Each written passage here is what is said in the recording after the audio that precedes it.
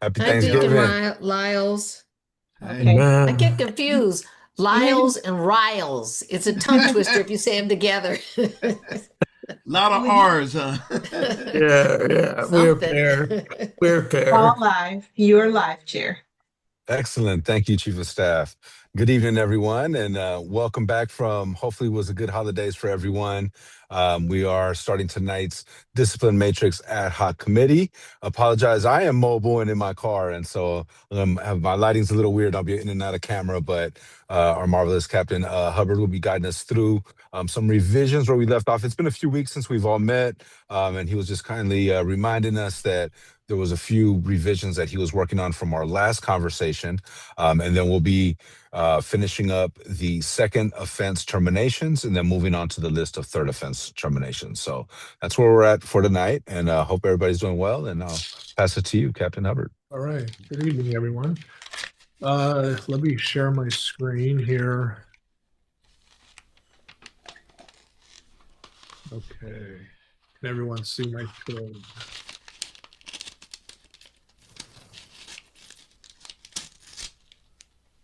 I'll take that as a yes. All right. Yep. Commissioner Jackson Castaigne has just joined us, so we are full until Marcia joins. Good Welcome. evening. Apologies for my delay. It's all good. We're just getting started here. We left off, I think we met the first week of November. We had a conversation about 31470, which is the use of privileged information, and the task was to make sure, or the task for me is to create two versions of this. I think we went back and forth on class ones being too soft with regards to discipline, where it says suspension 10 to termination, second offense termination, because we could be dealing with very, very sensitive information. So we decided to create a class two version of that. So let me first actually go over what it currently says. That will help you just jog your memory.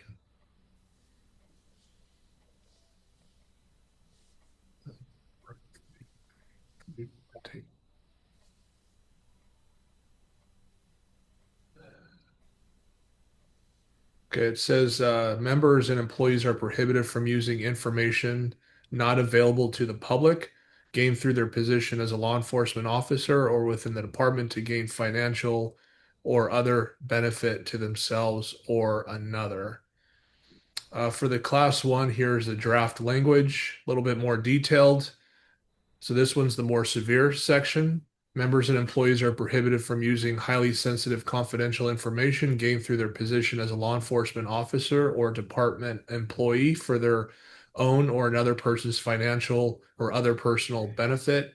Highly sensitive confidential information includes any information that the member knew or reasonably should have known that it was not available to the public and was obtained through the member's official duties or access to department systems, records, or resources, and falls into one or more of the following categories.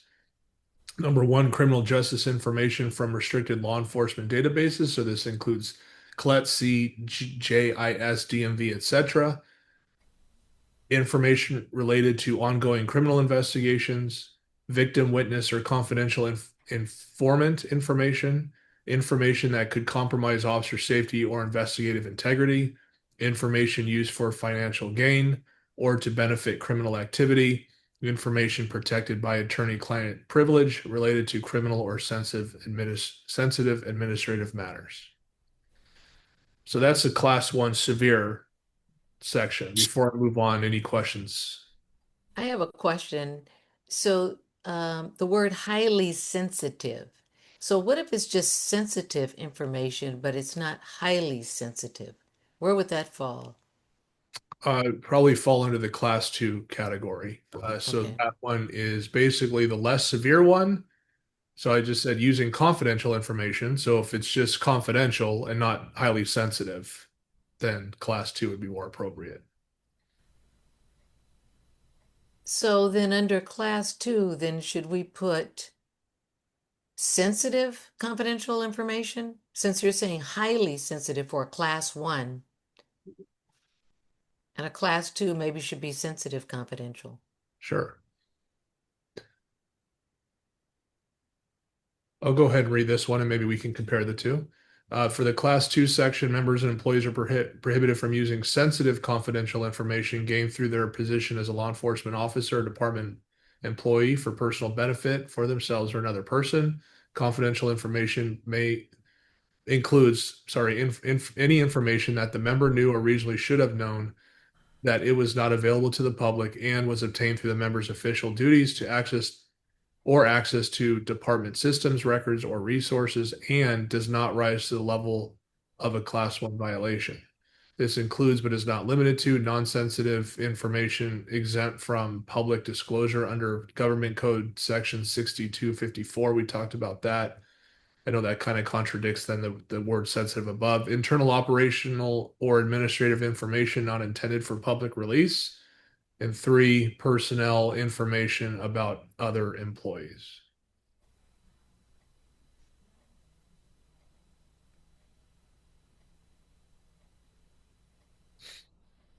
Understand that? So now I'm thinking about, I suggested that we add the word sensitive, but then you've got under number 1, non-sensitive information. So I'm trying to square those. Yeah. Reggie, Yeah. you have any comments on this? I'm Sensitive. actually, Go ahead. I was actually looking for something because I could be wrong, Brian, but um, I I thought it was a violation of the penal code, or better yet, um, the traffic code to share any information. Traffic code. DMV. Yeah. That and I just wanted to double check it. That there's a DMV code and maybe not. I don't know.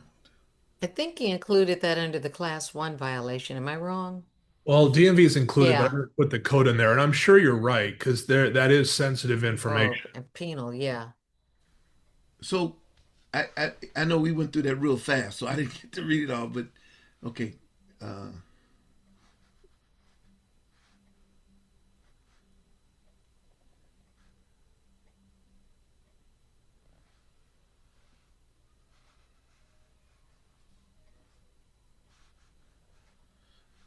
I guess what I'm saying is that somehow we should say that it's a criminal offense, right? It is, yes. So we should say we should add it that it's a criminal offense. I think it's the DMV that all law enforcement officers are prohibited from sharing all DMV. It doesn't even say sensitive or non-sensitive. It says any information. Where are you reading from the Well, code that we had been discussing last week that you brought up? No, this is a slight different thing. I mean, it just jogged my memory. I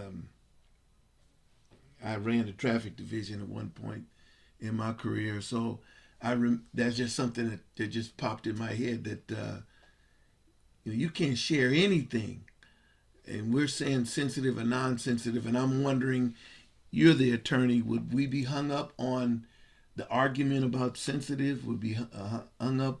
Well, he didn't know it was sensitive. But the criminal code says any information. Right. Well, it says the member knew or should have known. All law enforcement officers are prohibited from sharing all DMV information.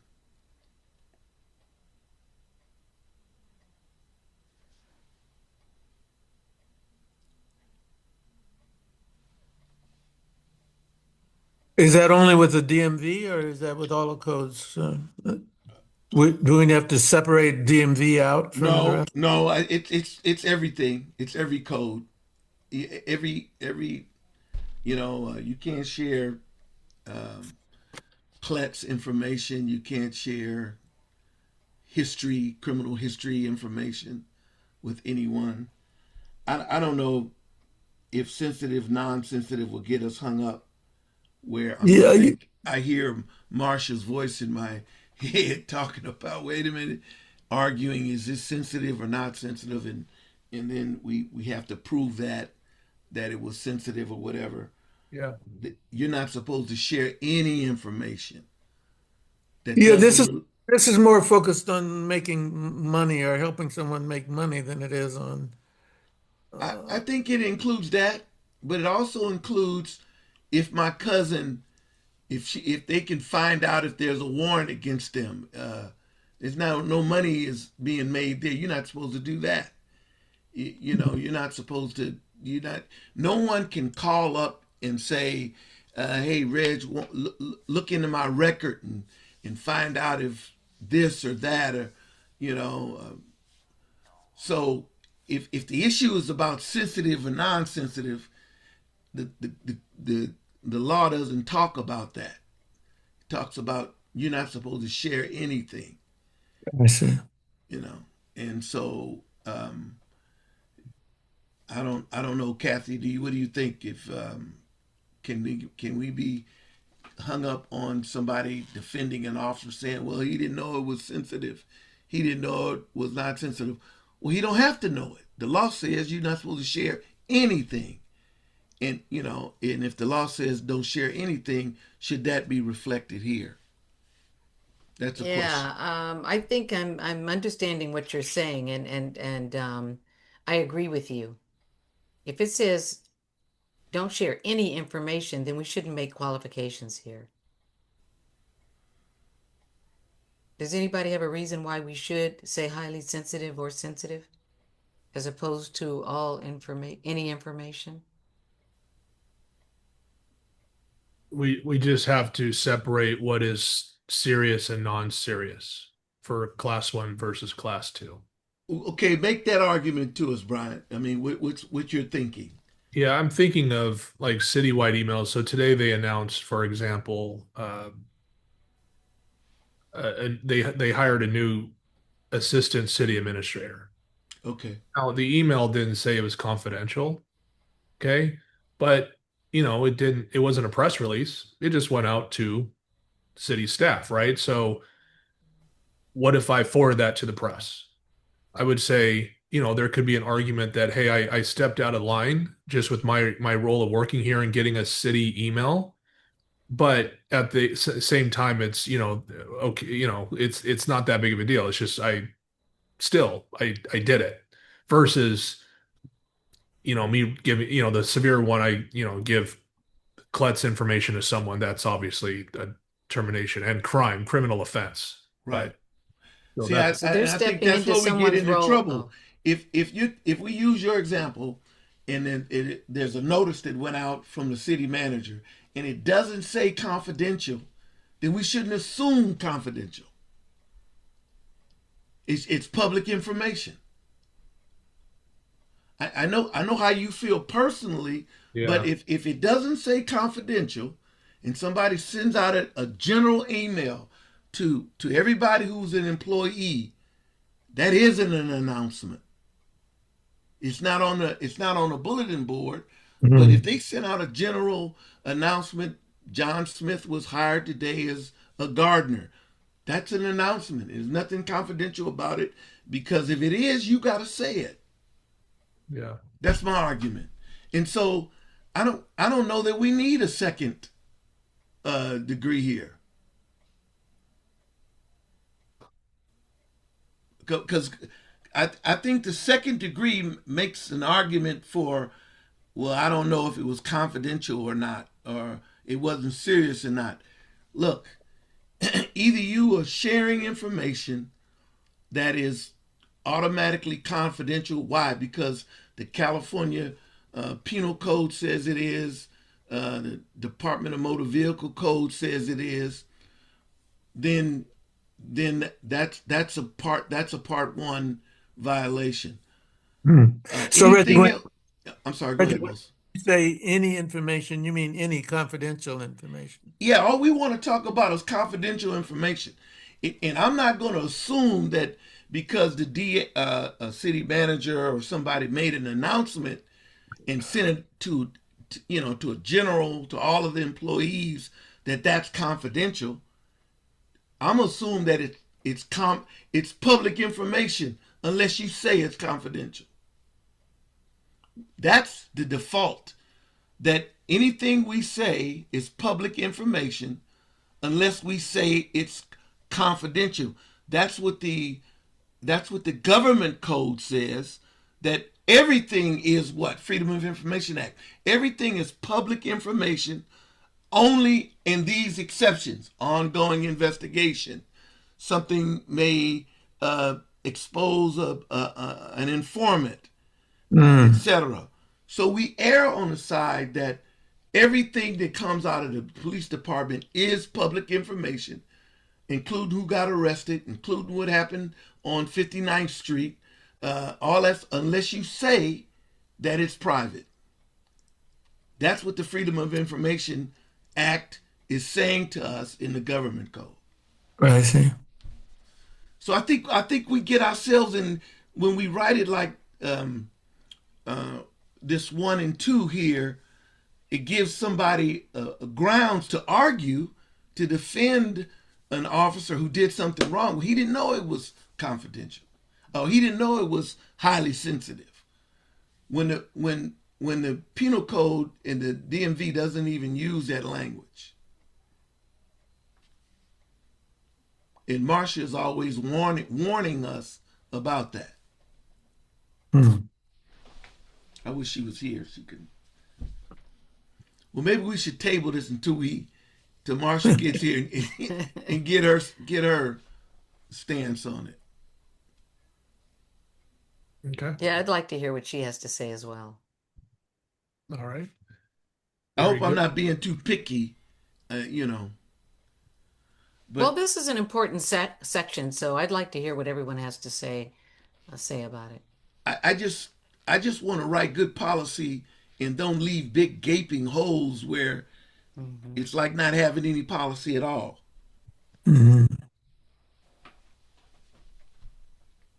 Okay, we'll come back to it, no problem.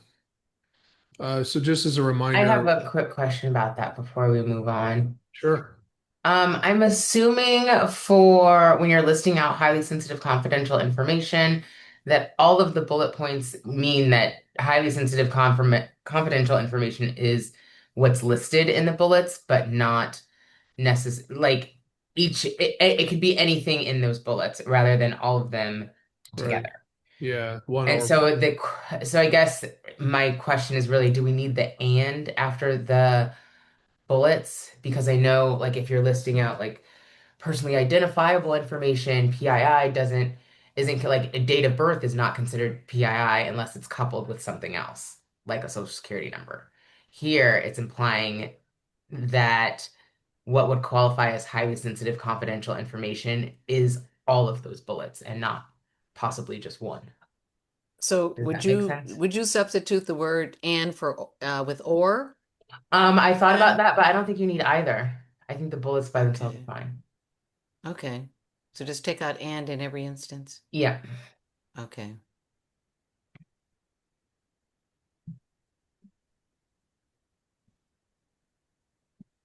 And in the class two section as well.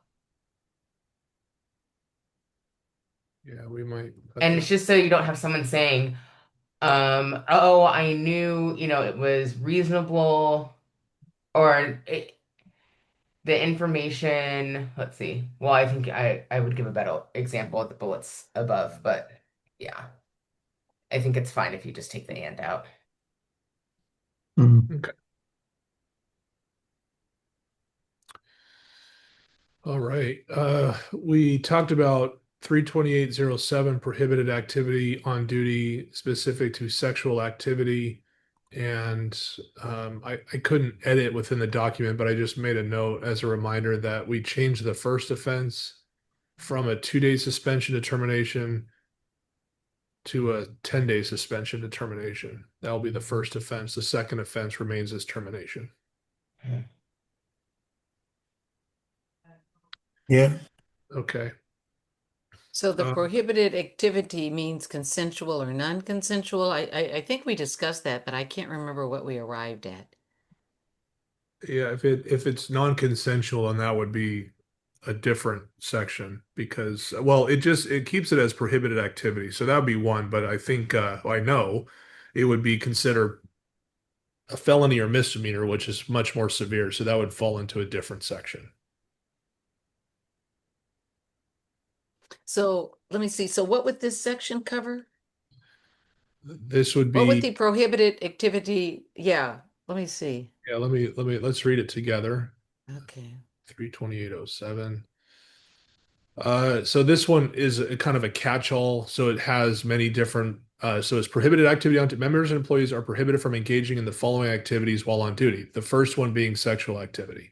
So it's a standalone section because it's a little bit more severe than the others. But it doesn't go into the details of what that means. So to me, it could be looking at pornography on scene, or it could be a consensual sexual engagement that you have with someone on duty, but private, not public, where that would be a crime, or against one's will, which would also be a crime. So it's just very general. So what about non-consensual? Because That that suspension seems pretty lightweight, for lack of a better word. right. So there, If you're it, engaging in non-consensual sexual activity. But those are criminal actions, right? that's right. That's the distinction. So it would fall under right here, obedience to laws, felony or serious misdemeanor, Right. 31442. This is a range, obviously, but That range is 2 days well, determination. I mean that assumes a lot here, just depending on the nature. But let's say if it's sexual assaults, I mean that's what non-consensual sexual activity is. On top of the criminal charges that will likely be filed, you're looking at termination. Then where would is this 2 days or 2 weeks? S2. 2 days. Wow. That seems kind of low to me, two It days. is. It is for that. I'm saying you don't need to start with 2 days. It's the range. So let's take a different example I where know, but the fact that it's even up there means that someone could argue that I should get a 2 day extension instead of a more, severe penalty. I can't imagine 2 days for a felony.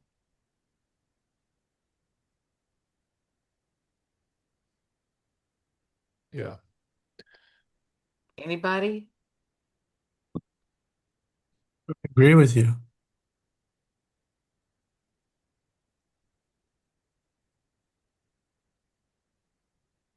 I agree too. Well, I is mean, it con even driving under the influence, you have more of a penalty than a felony than a serious misdemeanor. No, I think that's awfully low, 2 days. So make a suggestion. What do you think? It should be what? 5 days, 10 days, or what? What do you? It's hard for me to say, but I just know that 2 days is nothing. For a felony?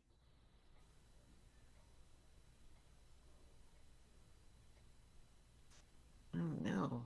Maybe a couple of weeks, a month. Because 2 days, somebody will say, well, that was nothing. I was tired and I needed a little vacation anyway. I mean, we want people to know that if you commit a felony, you're going to have to pay for that. That's a serious, serious thing that you've done here. Don't you go Well, to jail if you do a felony? so committing a felony should be at least as serious as driving under the influence. At So I least, yeah. suggest 10 days to termination.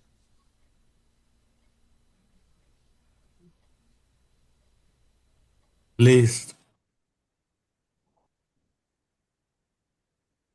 so I'm gonna suggest then we make this a standalone because felony serious misdemeanor, the laws have changed in California. I don't even know what a serious misdemeanor means. Hmm. So I just don't having either. obedience to laws felony. If you look below, we have obedience to laws misdemeanor infraction, which we'll cover a little bit later. But for this, if we just say obedience to laws felony, we can Yeah, make why don't we look up what serious misdemeanor is I and never go heard for of that. this? What is this? A misdemeanor is just a serious misdemeanor is a felony. Right. You know, this is again, this is serious misdemeanor. This is OPD's culture talking. So I don't. They're adding things in that other agencies may not have. Well, I can't even imagine that the penal code, and I could be wrong, that the penal code would even have a definition of serious misdemeanor. No, it doesn't. Not to my recollection. It makes it. It's either it's a felony or it's a misdemeanor. Right. Now, in terms of uh, issuing out the punishment, you know, judges have some flexibility in them wobblers. You know, judges have that flexibility, but officers don't charge anybody with a serious misdemeanor. They say it's a misdemeanor or felony. So what is the reluctance, Brian? Is it just because it's always been there? That's why it's there. What is the argument for serious misdemeanor? I don't have my argument for removing is I just don't know what it means. Then let's get rid of it. Yeah, I mean it seems to fit more under just it's if it's a misdemeanor. Just no, California, it's actually pretty there aren't a lot of felonies. The laws have changed over the years. You know, 'cause different propositions, etc. So I just think that we should just have a standalone felony. And yeah, I mean to keep it consistent, we could Yes. start with S10 determination. Uh, you know, I know it was said if a person's convicted, let's say, that's proof beyond a reasonable doubt. I certainly would think that that's an aggravating factor that would leave the termination likely. If they're exonerated in the court of law, just remember that we have a different standard for internal affairs as preponderance of evidence. So it doesn't need a conviction for us to hold people accountable. Would you guys would OPD consider firing someone if they first offense if they um,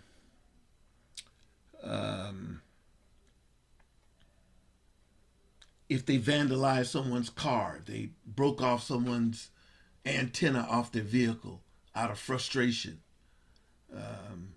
They actually did it. It's a misdemeanor. Vandalized the car. It's a misdemeanor. Would they consider? Um, would they take in the, you know, how many years the person has been on duty and in their personal record and all of that? Um, but they did commit a misdemeanor, right? And so, but the misdemeanor they committed was, you know, not one of those egregious ones like, you know, punch somebody in the face or something when they shouldn't have, or whatever. But they damaged someone's car, Yeah. and they say, "Yeah, I did it, and I did it, and I was angry about. Would you fire somebody for that, or would No. you? Yeah. So okay. So the issue is that what is reasonable?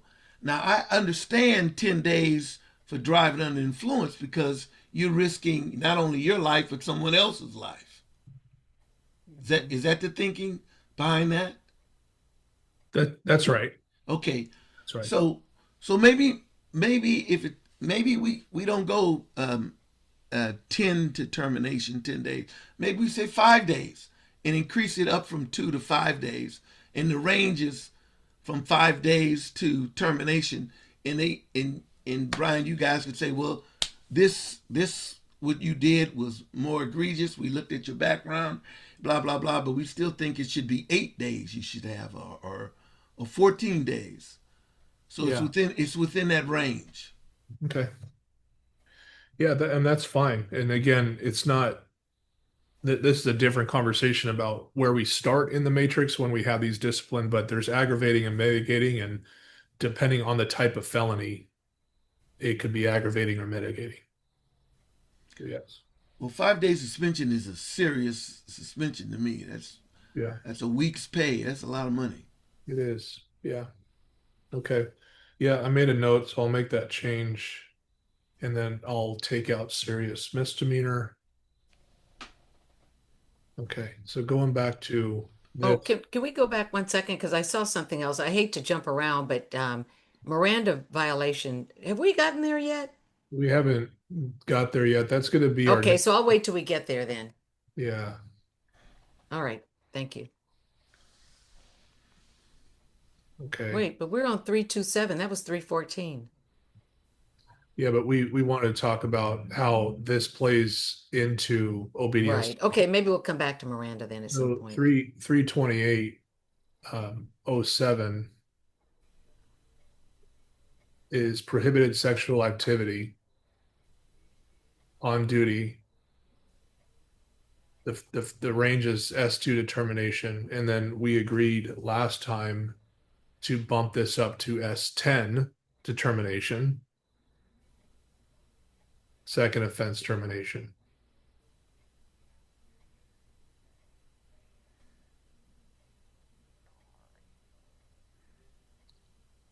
Any questions on that?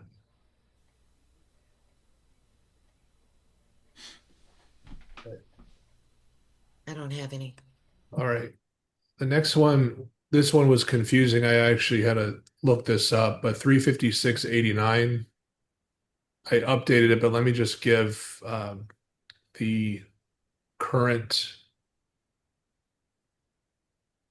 language. These are the changes we made before, but I think I may have found a better alternative to this. Members and employees shall not disseminate information obtained from a departmental city computer without proper authorization from a commander. Requests to share or distribute information from departmental city computer systems must be submitted to a commander for approval. Authorization shall be provided in an email from the commander before any such information is disseminated. Unauthorized dissemination of departmental city computer information may result in disciplinary action. So this is different than sharing CLETS information. It's not severe. So this section was created to eliminate nonsense emails and people possibly even using the email system here for their own benefit. Not in a bad way per se, but when I was gone for a week, I came back to about 500 emails, and the last thing I wanted is more nonsense emails, and I think we can all relate to that. So I wanted to keep this very clear. Members and employees shall not send unauthorized mass communications or disseminate non-work related, unprofessional, or disruptive messages through department communication systems. I left it general. It's not just email. It can also be via cell phone or anything like that. But I wanted to keep that very clean. Okay.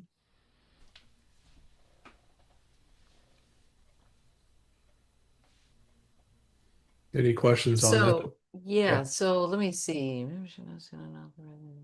So what if you send that information not through the department communication system, but through your own computer? Can you send information to other employees? I think we talked about that. I think we said it was, oh, like somebody is doing a fundraiser or something, or they're, something that would be of interest to employees. And so they would send it through their own laptop, and that was not a problem, if I remember our discussion a couple of weeks ago. No, it still Couple would of months be ago. because it needs authorization. So let's take fundraisers, which we do get a lot of those. What they would do is they would just go to their commander and get authorization, and it would be fine. But there needs to be that approval process, whether they send it through a departmental computer or using their OPD email is not necessarily relevant. It's who's receiving that information, and if they're sending it through the department communication system, which is me receiving it, then they would have to seek approval.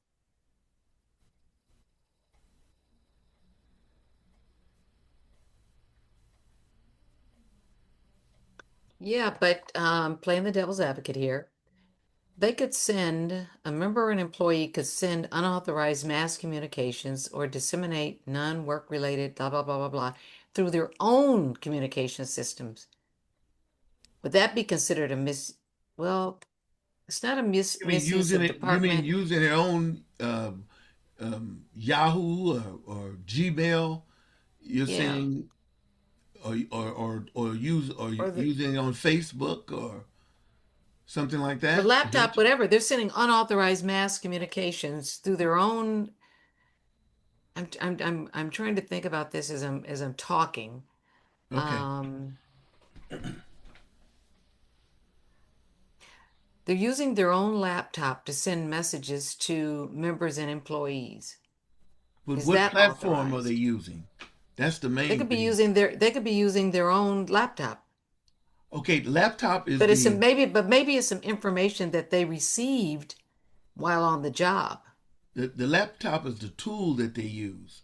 The system is what's important here. Is it the OPD's communication system? Is it your, like you said, your own? Is it your Facebook account? That, and you're not sending it. You're sending it to folk who receive it. If they receive it, if you send it to them and they receive it on their OPD system, then you got to get a authorization. Is that right, Brian? That's right. You got it. So you could send it to their private email if you want to do it, but you can't Yes, send it to their work-related email, basically. exactly. Okay. All right, If you I'm use clear. OPD's system, then Okay. you have to get authorization. All That's right. right.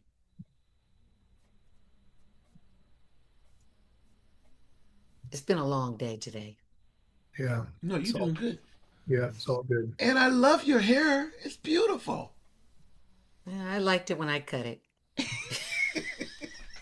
My ex was fussing at me saying that I cut my hair and jacked it up. And so he took me to his barber this morning and got it cut. So, I couldn't wait to okay, if you want say to pay that to for you. it, all right. Oh, All right. That's the last thing we left off with. So then we have not talked about unauthorized use of electronic systems, 35690. So this is members, employees should not use or access departmental, city, county computer systems, databases, records, and or other communication equipment unless authorized to do so by a competent authority.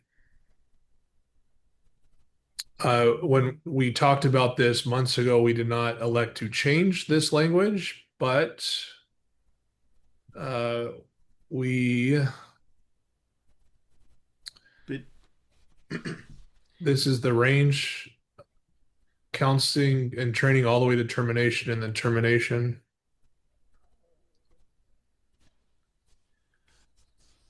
yeah,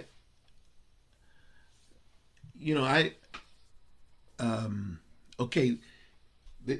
There are certain laws that prohibit sharing information or disseminating computer information um, about police officers, judges, DAs, public defenders, attorneys, and I'll tell you why this is important. We've had some folks come to people's homes and shoot them at their house, and where did they get that information from, and etc. So there's laws on the book that prohibit sharing information like that. It makes it a felony if someone willfully discloses confidential information like addresses, etc., for law enforcement officers, for employees of police departments, sheriff departments, and makes that a felony. So instead of trying to write it in the words, I think we ought to include the uh, the law section in there that prohibits that kind of thing. mhm. Somebody So it's could clear. There's no mistaking. right, and so um, you know, we the time we're in today, we have folks politically upset with someone and blah blah blah, and then they come to their house and they, where do they get that information? And they've done that to police officers, DAs, judges, etc. So it ought to be reflected here. In It's vehicle code 1808.4.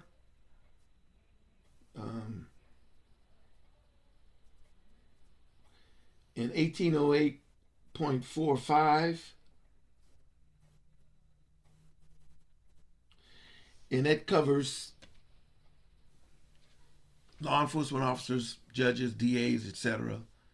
And I think that's appropriate. You can't share that information. Interesting, that's in the vehicle code section. Yeah.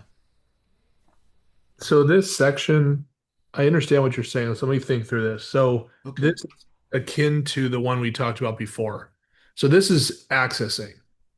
The other one is sharing. So if we go back to Oh, 31470, this is from using highly sensitive confidential game through their position and then releasing it, right? So there's two violations. So if you catch Brian Hubbard sharing this information, well, the question is then how did I access it? And if you find out that I accessed the information unlawfully, then you can get me for this section also. okay. So we got to go fix the first one. Right. So would you say then the vehicle code section that you just cited is better served than in 31470 using privileged information? Yes, because yes, Okay. I'm because I in this highly sensitive political climate we're in right now, we have people threatening one another, and we have folks on both sides of the law, doing things. So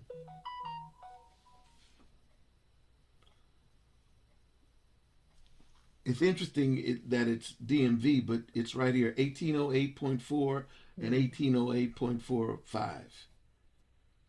And Brian, you should take a look at that. And Yeah. I mean, there's, and I mean, the Department of Justice, so it's even beyond vehicle code. yeah, it makes it a felony to do that, to share that information. Okay. I'll check it out. I'll do some more research on that. And 1808.21 also.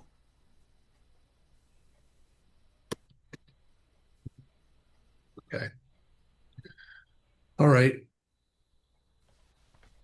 As it reads, minus the addition to the citations, is there any issues?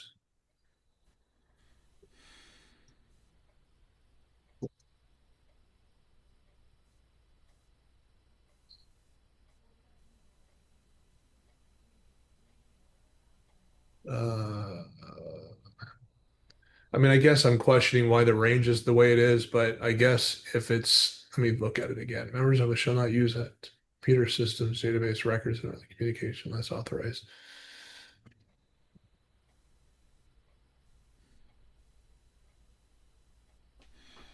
That means that the janitor can't just walk up into the CLET system and start operating it, right? Yeah, and that's an easy one, but I guess I'm looking at why counseling and training for the first offense. Like what I'm trying to think of another database. Kletz's, I think, is the most severe. And I think we Yes. all, I mean, that's a misdemeanor DOJ. That's been, Yes. but what is another database that we have that's far less severe that would be then a counseling and training response?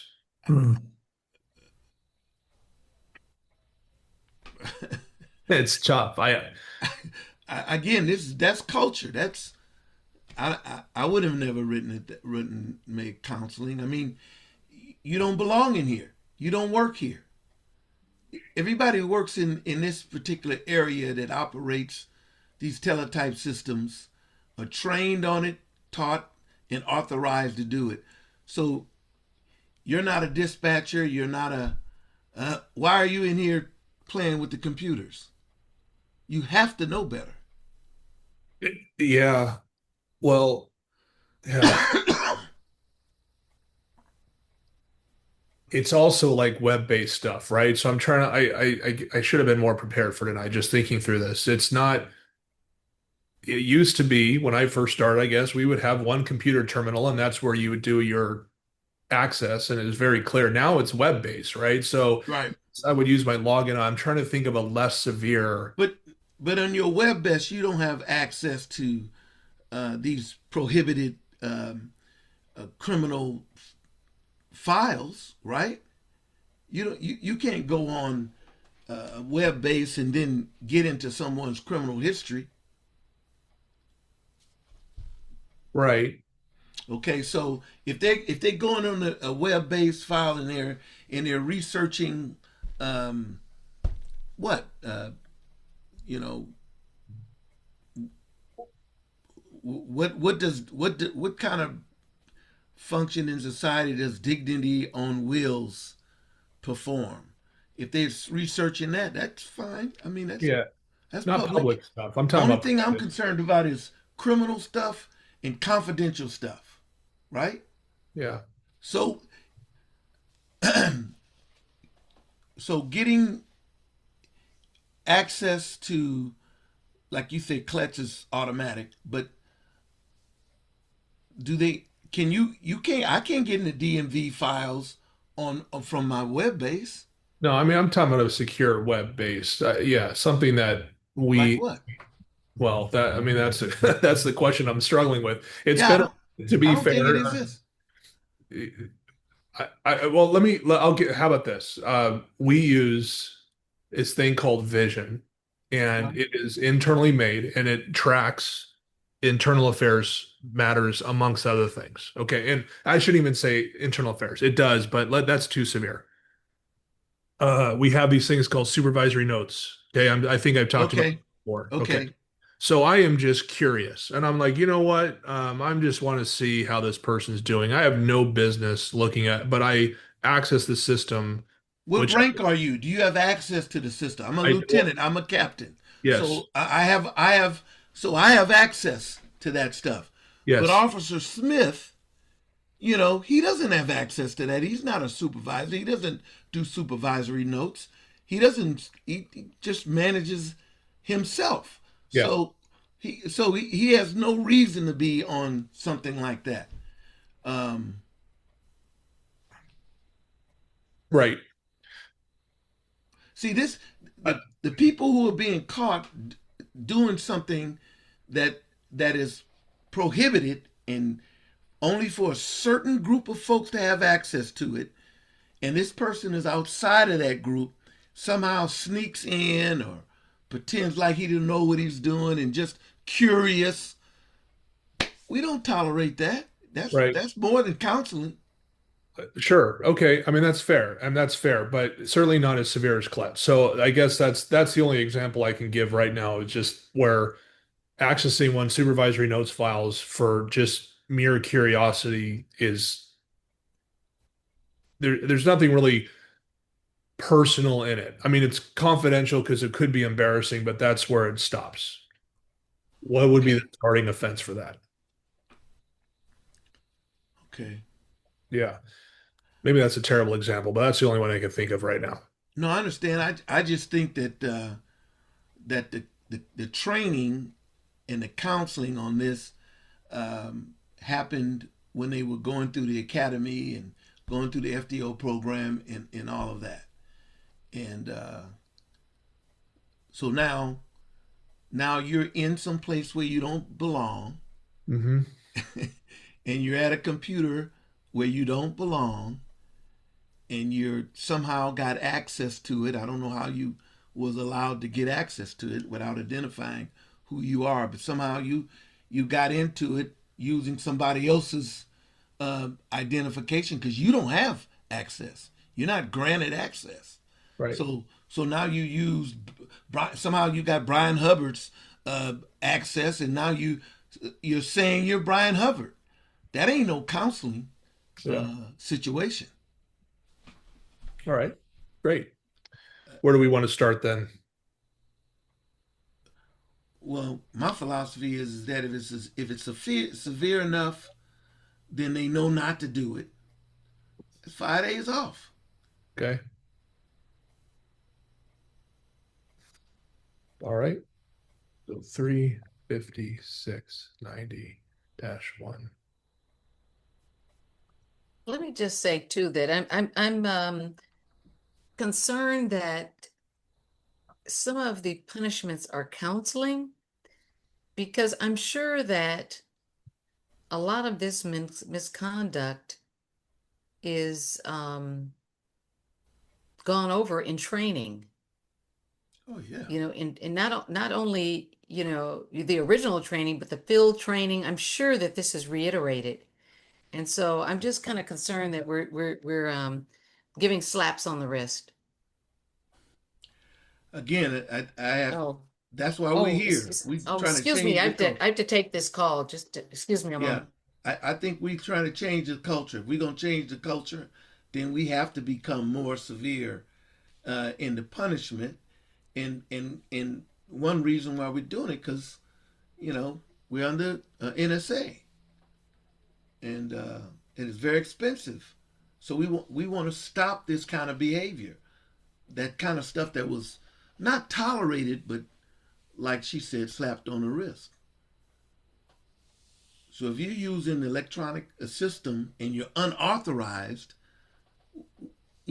why should we trust you? Okay. All right. I will make that change. Start with S5. Okay. Any other discussion on this? Well, the next one below it was No, that's right. So 35689. I mean, let's go ahead. All right. So let's uh so we covered 90, starting with S5 here. So yeah, improper dissemination, we we did not cover then. Okay. So do we want to change this then to the same? yes, Okay. I would say yes. Mhm.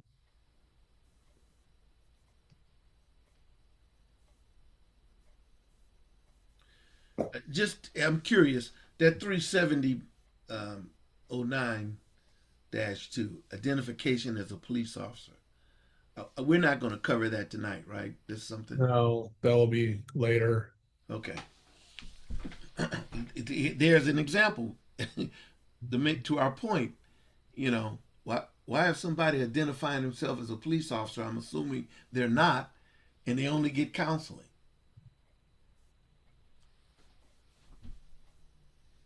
Okay. Yeah. We'll come back to that. Yeah. Yeah. All right. So now that takes us through the second termination. I'm sorry, the second offense termination. So now we're moving on to where the third offense column is termination. And we'll start with 234 commanding officers. We did talk about the definition already.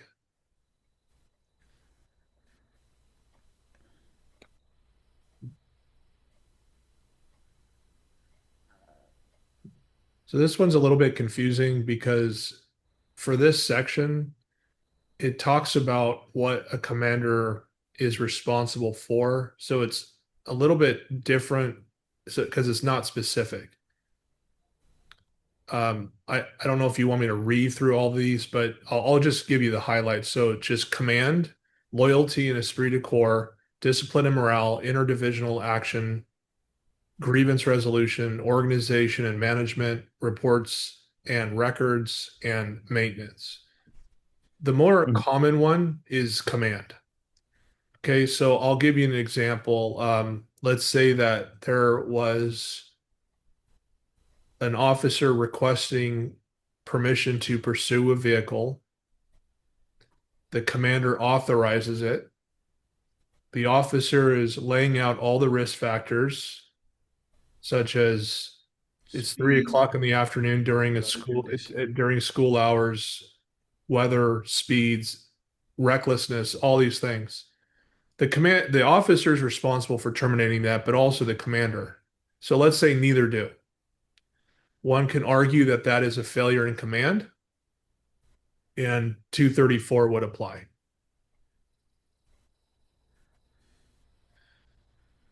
So that's the typical one. Okay, even though it doesn't really lay it out per se. General command also is just, just me performing my duties as a commander. If I fall short of that, 234 would apply. Well, with the political heat around that particular this example you gave, we ought to keep that in our mind. Okay.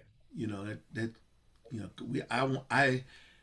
I want commanders, and I think people in Oakland want commanders to monitor those speeds.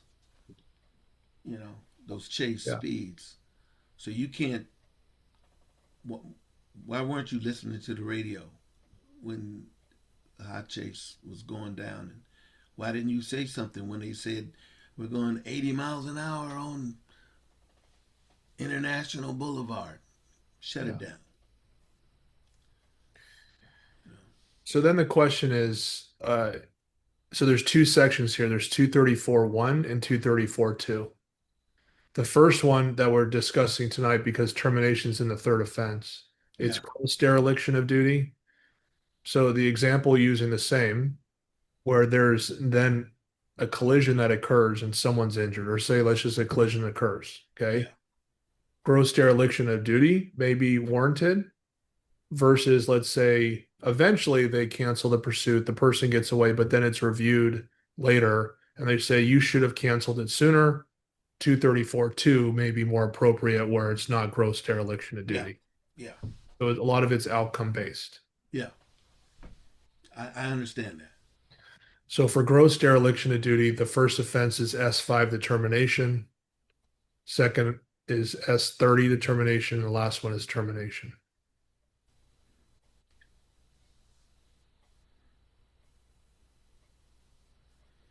Now, when you say commanding officer, we're not talking about supervisor. We're not talking about sergeants. Yeah. Sergeants don't call this. This is lieutenant and above, right? That's right. Lieutenant and above, sergeants are right here. Yeah. Supervisors, Okay. 280. Got it. All right.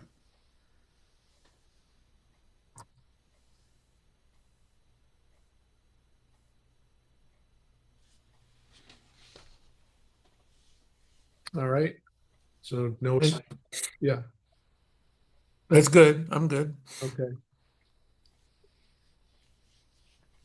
All right. Speaking of, and I do have a point to make also, I will make. So going to supervisors now, 285, this is gross dereliction of duty. Kind of the same thing where they have this general like supervision, leadership, direction, enforcement of rules, inspection, assisting subordinates, prevention of harassment, discrimination, retaliation, grievance resolution. But let's just take it for what it is, supervision. Same thing. So the supervisor is monitoring the pursuit. They're equally responsible for terminating it. They don't. Gross dereliction of duty, as you see here, it carries the same weight as commanders. Yeah. All right. We do get a lot of these. I think we talked about performance of duty general as being somewhat of a generalized, like if we can't figure something out, it usually goes in that section. That more pertains to the line officer. If there's general supervisory or leadership issues, it falls within 234, 235, and that has been a consistent practice, and then no issues with that. Mm-hmm. Before I move on, I do want to say that one interesting thing that has come up since I've been in internal affairs is that there is no gross dereliction of duty for the rank and file. So there's none for officer. And so the question is, do we want to create a section where it reads similar to supervisors and commanders, where gross dereliction would apply on the officer level?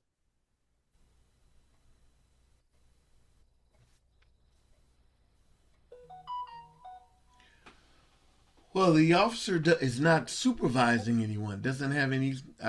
When I think of gross dereliction of duty, I think that you're not only responsible for yourself, but you're responsible for other people. And because of your lack of command, presence, and attentiveness, Hmm. that's gross. Yeah. But an officer just has to manage themselves. So I don't think that's necessary. We have behavior when they step out of line and do something wrong or whatever. We have this whole book directed at them. I know I hear officers say, "Well, you don't discipline management like you discipline officers." That's because they're more disciplined. You only been on the department 18 months. These guys been around 15, 16 years. They know their job and they're good at what they do. And Yeah. so, of course, we shouldn't be having a lot of gross dereliction of duties for commanding officers.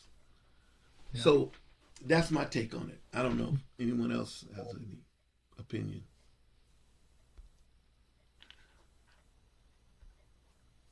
Yeah, I think the rest of the book is kind of aimed at them. So, Okay. All right. Okay. Insubordination 31430.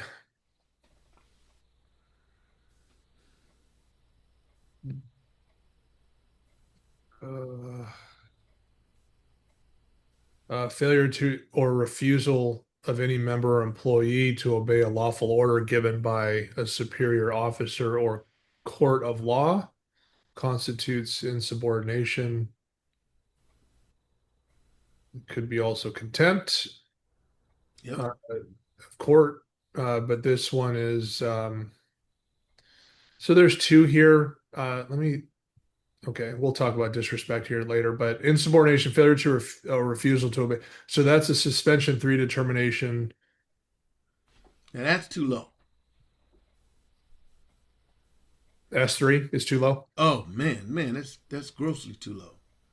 Look, what we want is these guys have so much power in the life and death. Uh, I want them. They have to be controlled. They have to be managed, supervised. So if a person's going to fail to obey a lawful order, it ought to hmm. just be termination. That's my opinion. I don't. Why does this person get a second and a third bite at the apple, and the person is actually saying, you know, I don't care what you say to me, uh, Captain Hubbard. I'm not doing it. No, you you can take that belt off, give me that badge, go home. Someone will be contacting you in the morning.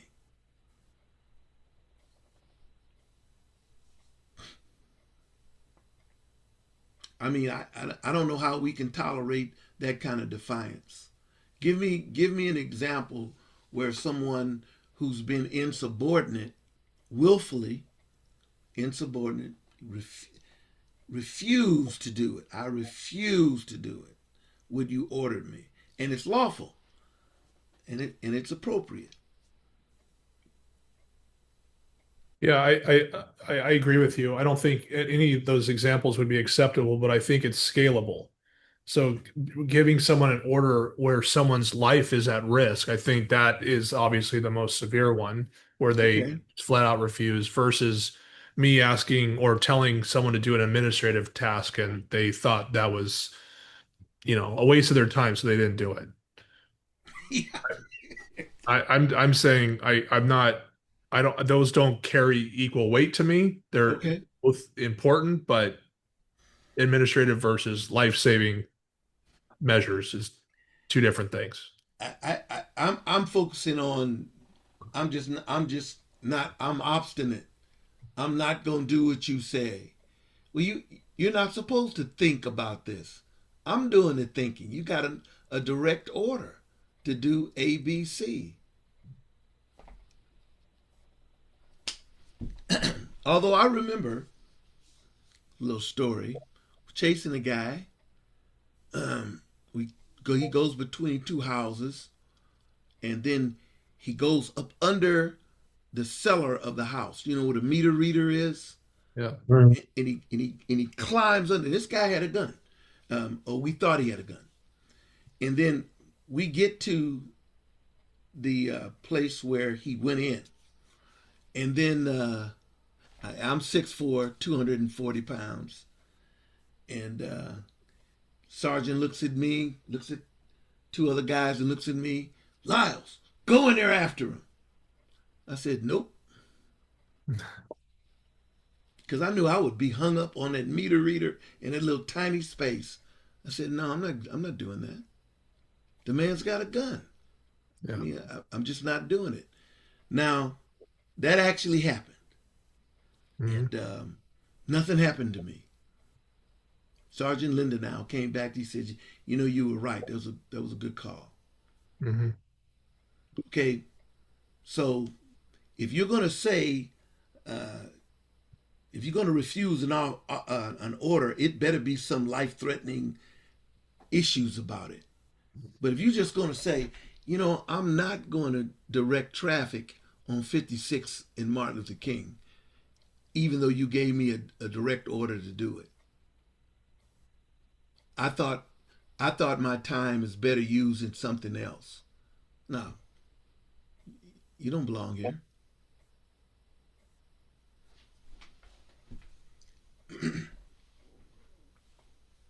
If you don't have control, if you don't have control, you don't have a police department. You got a bunch of individuals.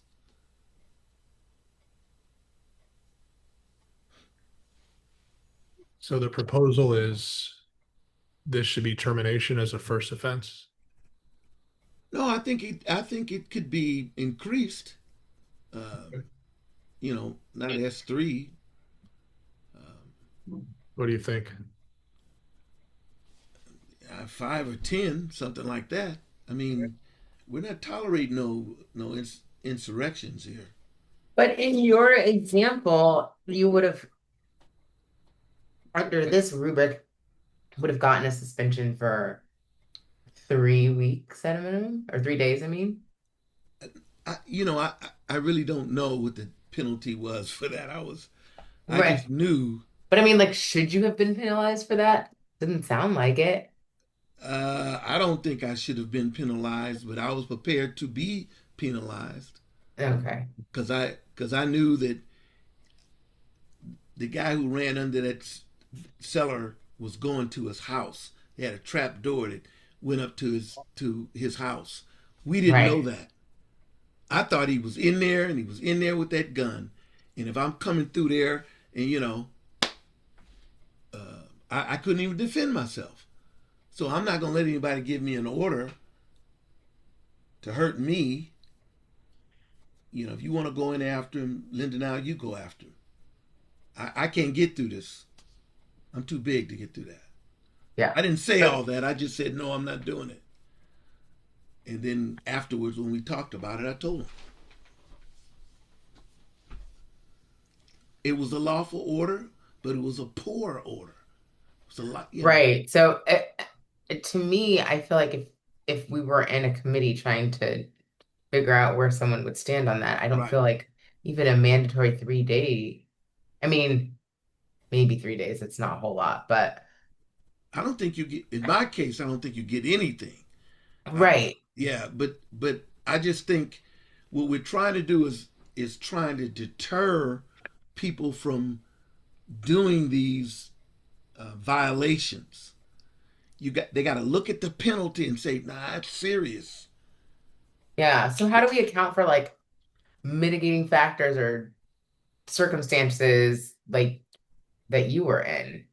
Well, Brian has to help us out with this. I don't think every time someone is brought up on some kind of violation, and it has They, a range from 3 to termination, it could be 0.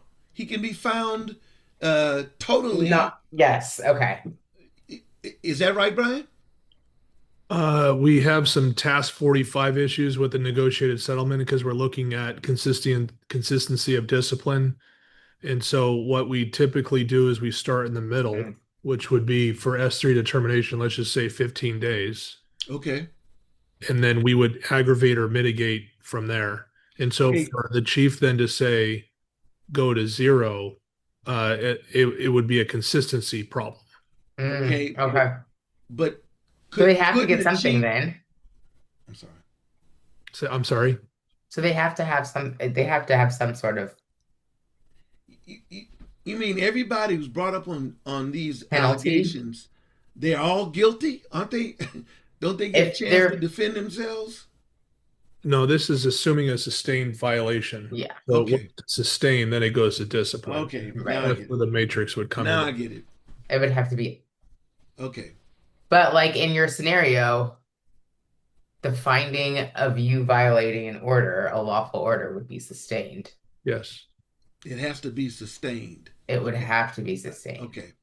Well, let's just say the sergeant was as nice to you, Deacon Lyles, as you laid out to be. He puts his foot down. He's like, "No, I told you to do it, and you Right. didn't do it." Right. In our world, would be a sustained finding, and I then get it.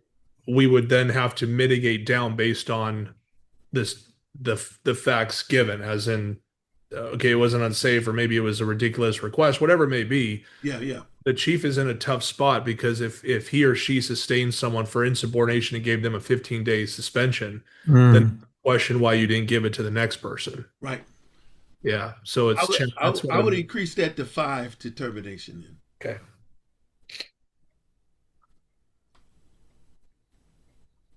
Okay. I mean, the other way of looking at this, and I don't want to dwell too long on this, but this focuses on lawful order. I mean, one can say, Deacon Lyles, that that was a lawful order, but it's not wasn't a safe order. And so there might be an argument over, yes, it was lawful, but unsafe. And I think there could be wiggle room there of, I don't know. But that's subjective also, because I could say anything's unsafe. I don't know.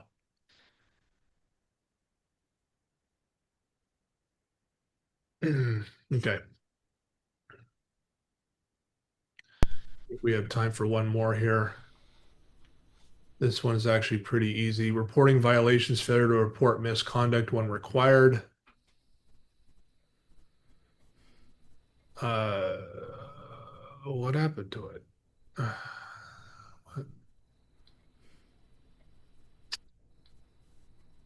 There was a reason why it was missing. Okay, I'll find it. But basically, this is reporting failure to report misconduct when required. Okay, so we have a policy. I got to make sure that I can find that. And I know that came up the last time. I'll make a note so I don't forget. Anyway, this section basically says that if members have to report misconduct, period. Okay.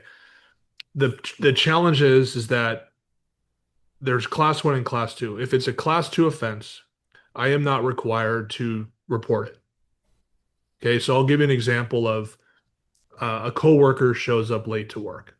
Okay, I am not required to go to internal affairs and report that as misconduct. Okay, the supervisor can handle it at their level. However, it is a mandatory reporting if it's a class one. If I find out that an officer committed a felony, I have to report that. And if I don't, then I fall within this category of the first offense being counseling all the way to termination, the second S15 to termination, the last one is termination. The reason why those are pretty broad is because a lot of it just depends on what that is. Obviously, someone committing a felony, I would say that that is pretty severe, and that is the heart of police, accountability of reporting that, and that would be pretty severe if I failed to report that. Uh, where the more common one that we see is where someone recognizes someone, maybe not something as misconduct, like it's subjective, as in the officer was doing this. I did not look at that as misconduct, but someone else disagrees with me. That's where we mitigate down from there if we do have a sustained finding in this category. So that's why it appears and it is very broad.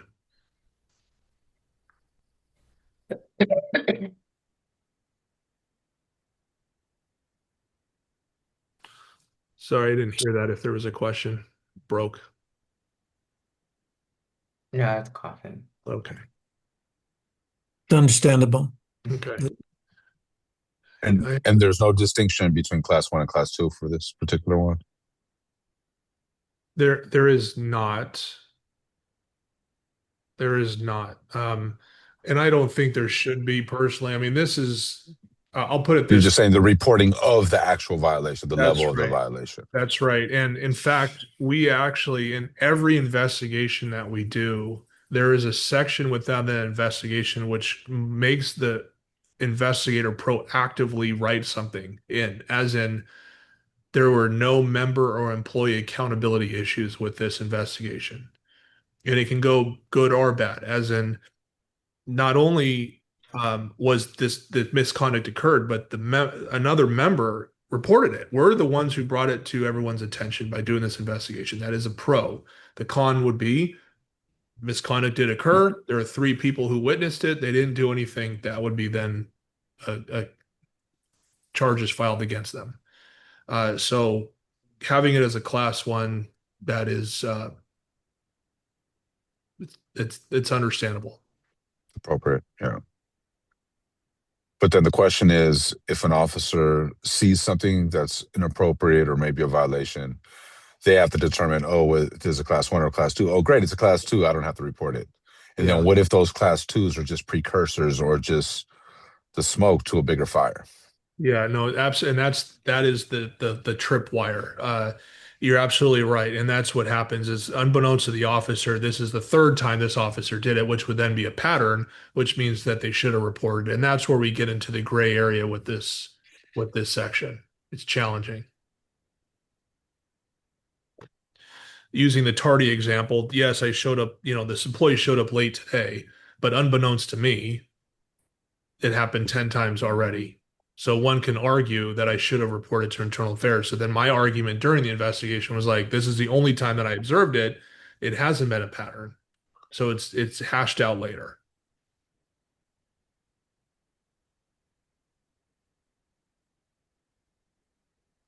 So my apologies for stepping away. I had to take that call. So where are we now? We are at reporting violations, failure to report misconduct when required. Okay. So the punishment ranges from counseling determination. That's right. Okay, I feel like this is really an important section. Um, because there's been a lot of failure to report. And that's one of the reasons that Chief Armstrong, former Chief Armstrong, was let go. And I respected and liked the guy a lot. And so it's like I think that every officer knows that this is something that you have to do. You know, the blue code of silence. We have to be serious about punishing officers who failed to report misconduct. I mean, there's been so many instances of this. The guy the officer who was drunk and went up to the Oakland Hills and tried to break in someone's home, and then the officers who didn't report him actually got elevated. Got They got promoted. promoted. Got And promoted. so, so right now, there's an understanding, I think, with the officers that if you don't report misconduct and you actually shield officers, you're going to rise in the ranks. And we have to stop that belief. We have to change the culture. This is one of the areas where the culture has got to be changed. And so I think we're past the stage where officers should be counseled for failing to report misconduct. There's got to be a stiff penalty for that because they've seen example after example after example over the years of failure to report. I agree. We can't fix what we can't face. And so I think counseling is off the table. We're past those days. All right. What would we like it to be for the first offense?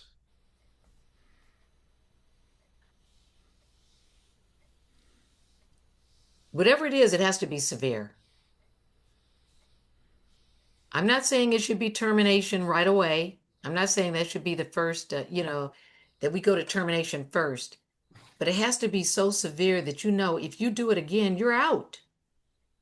Yeah, I don't know why you get 3 bites of the apple. That's too I much. think that third offense ought to be eliminated, and maybe it's 10 to termination on the first offense. Second offense, you're fired. You're I think it terminated. should be even Yeah. more than 10 days Well, how because should this is rampant. This is rampant. We're not talking about an isolated instance of failure to report. It's rampant in the department.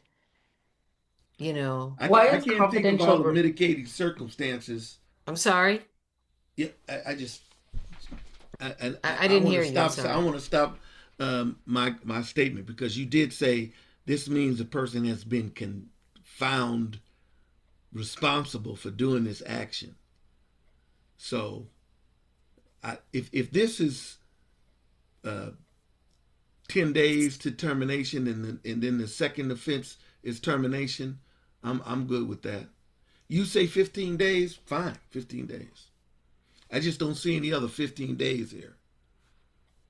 Maybe they shortened Well, it. how is confidential reporting of misconduct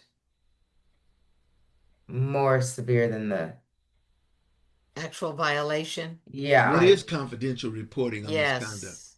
So What is that that? seems like that should be less That's a serious. good point, Commissioner What Chastain. what is Thank confidential? you. Define that. What is it? I don't know what that is. Confidential reporting of misconduct. So what we did was we combined, this is why I was confused. We combined these two things together to make it more clear. Oh, We haven't, this is the definition that we came up with before. Uh huh.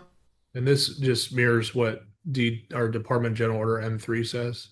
What we haven't done is this. collapse those two.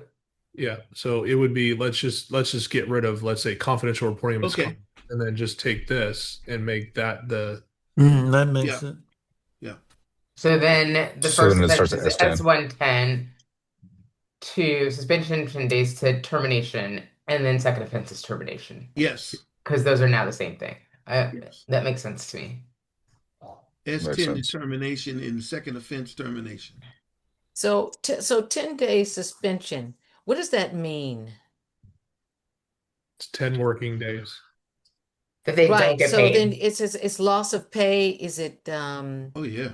does something else go along with that? Like if you're trying to get promoted, does it have Oh, something to do with that? Yes. oh Seems yeah. like I remember that Good point.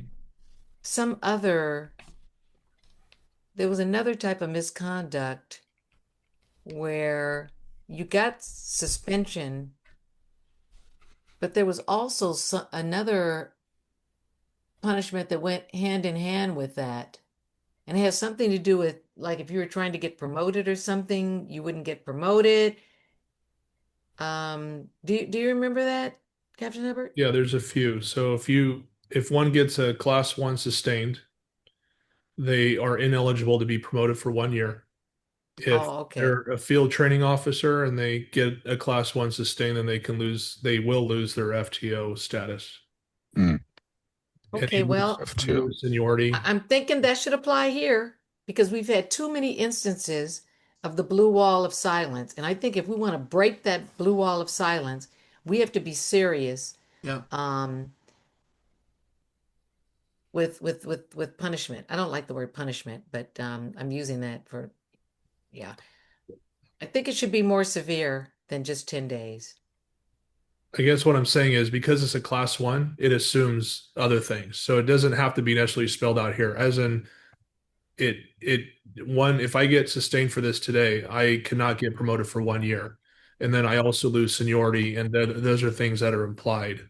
That's a blanket. Oh, along with the class 1 violation? Yeah, so I Okay, get all a righty. suspension, and because it's Yeah. class 1, I get all these extra. Right.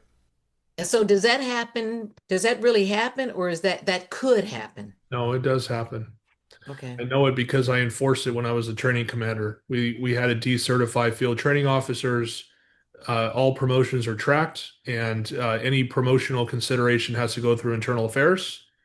And I notify the chief if this person received a class 1 sustain within the year. Okay.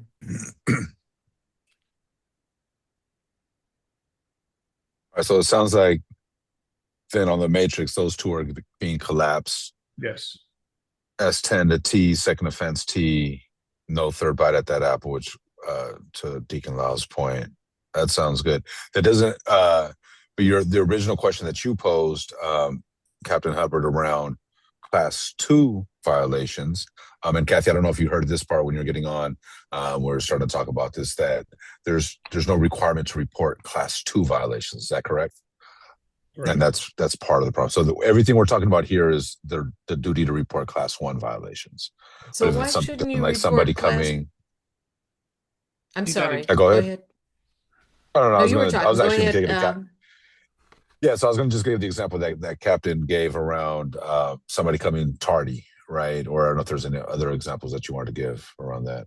And then we had mentioned though that the problem with that is that that may be, unbeknownst to that person, that may be a pattern of class 2s, right? And or it also may be smoke of other things that are happening that may, be brewing, right? That are just going under the radar if people aren't reporting these class 2s.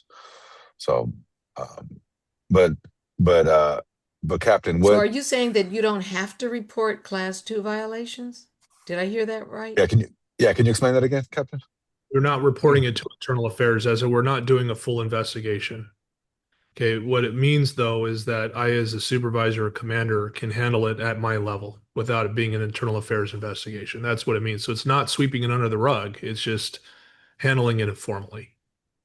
And then are they handled informally? I mean, does this really happen, or is the blue shield going up again? No, it happens because there are reporting requirements. As in, I know I'm talking in circles here when I say reporting, but that's going back to the vision system and our supervisory notes file. The expectation, and people are doing this because I regularly see it, is they make entries into one's personnel file where then it can be tracked and monitored. So then we then can determine whether there is a pattern later, and then we would have to report it. So that's how that loop works. So my next thing is I'm wondering if officers are, if you've got a partner that you really like, you get along well and everything, and they commit a class 2 violation, are you going to report that person? No. Because I'm sure a lot of it doesn't, I mean, I'm just assuming a lot of it doesn't go, a lot of it goes unreported. I mean, I'm thinking about jobs that I've had where, somebody did something on the job and shh, don't say anything. So this isn't something that happens just in police departments. Sure. Again, That's why I'm we're talking curious. about much less severe issues, but again, peer-to-peer, sometimes accountability is even more impactful than a supervisor to subordinate. If I had a coworker who's equal rank and tell me that I messed up and knock it off, I would listen to that. But that's what the policy does allow. But we're talking about very minor offenses here. We're not talking about criminal behavior or anything that's class 1 where it would be much more severe. Okay. Yeah. Thank you. Okay, I think we're at our limit here for tonight. So I have some work to do before our next meeting, and look at the calendar here. Where are we at? On the 17th, I believe. That's right. December 17th. Okay, I'm going to be out of town, but I'll still be on the call. I think I'm going to be 2 hours ahead of you. All right. All right, everyone. That date still works for me. So let's plan on it. All right. Thank you. Thank Bye-bye. you. Thank you, Have a everybody. good Thank you, evening. everyone.